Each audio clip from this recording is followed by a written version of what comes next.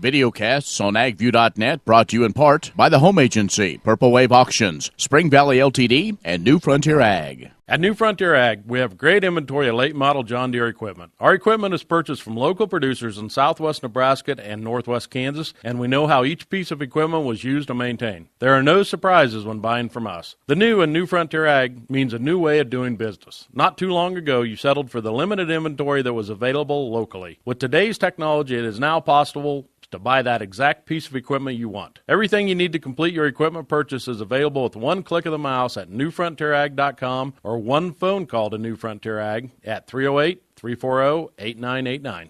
We are at the Kansas Farmers Union annual meeting in Manhattan, joined now by Donn Teske, who is the state president of the Kansas Farmers Union. So, Donn, this time of the year again, to get a chance to meet with your members, but also talk policy and kind of get set for the new year. Yes, sir. I always look forward to convention. We see people you don't see a lot of the other times of the year. It's always a pleasure to work our policy because it's truly grassroots, and I just love to see the dynamics of that as it's developed. And so. Well, let's talk about those issues. Without boy, a lot of things to talk about here in Kansas and what's going on. So let's first maybe tackle some of those. Yeah.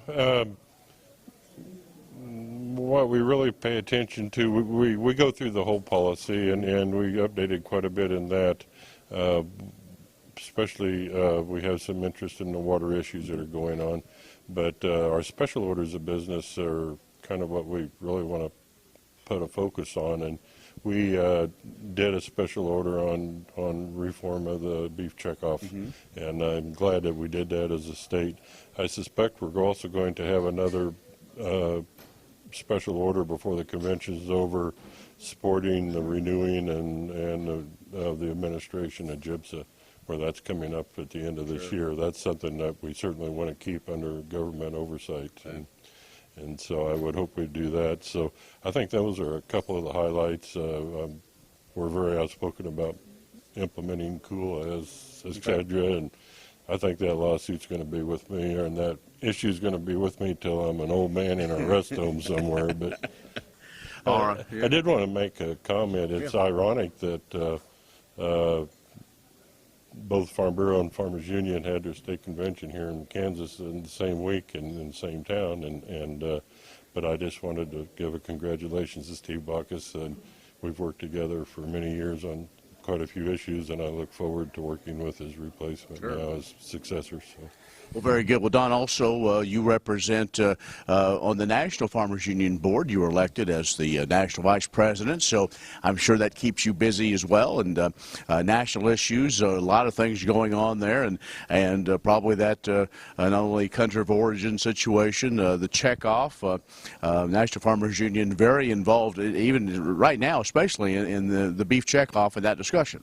Yes, sir. It's been very active. It's been very much a learning experience for me. I thought I'd come in pretty well ready to go. I've been president and on the national board for quite a few years. I've been national secretary for some time, and so I thought it'd blend pretty easy, but to grasp it all and to move forward, and how much time is taken up with just administration. And we've got a really good national president in Roger Johnson, and I respect him immensely, and that's one reason why I decided to run. I wanted to work with him, and so that makes it easier, but still, I just came off of 10 states in 12 weeks. Wow. So, I've had to hire most of my farming done, and I'm in some state in the United States, and a neighbor calls that my cows are out, and they go, rah, rah, rah, rah.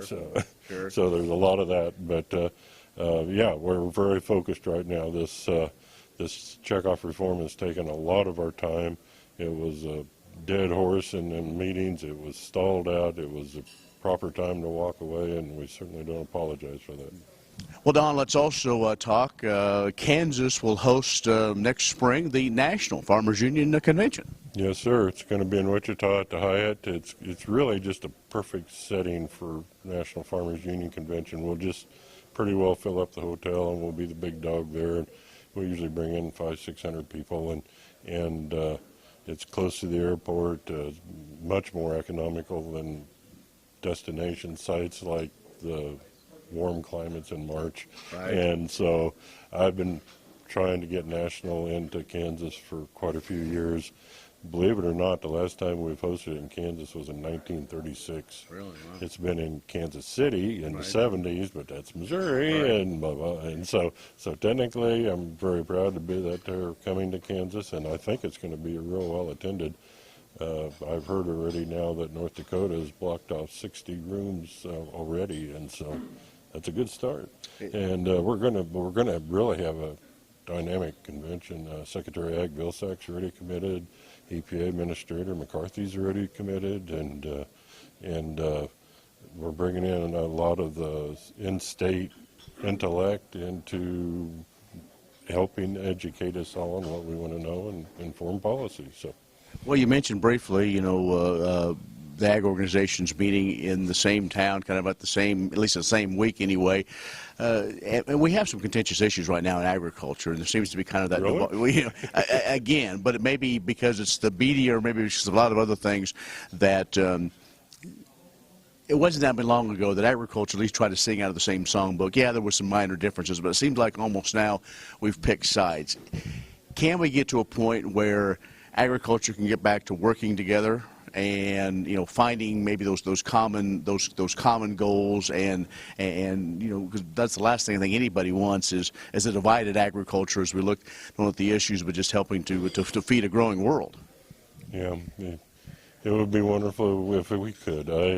I haven't been so frustrated as I've been in all my years of going to Washington, D.C. and what I've experienced over the last few years.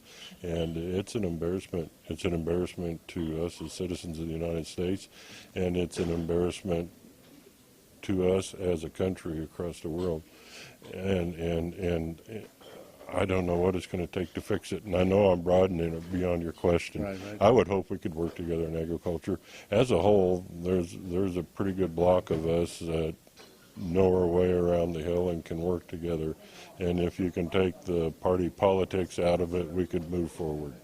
Well, Donn, always appreciate the chance to talk to you, get your insights, and we wish Farmers Union good luck and look forward to coming to the National Convention as well and see what's going on there. So, again, have a good meeting. Thank you very much. I enjoyed this convention. I'm looking forward to hosting National, and I hope everyone that's listening to this considers coming because it's never going to be closer to it for you, and it really is a pleasant experience to find out just how hands-on and available some key political figures are in this country to the farmers of Kansas. So. Great.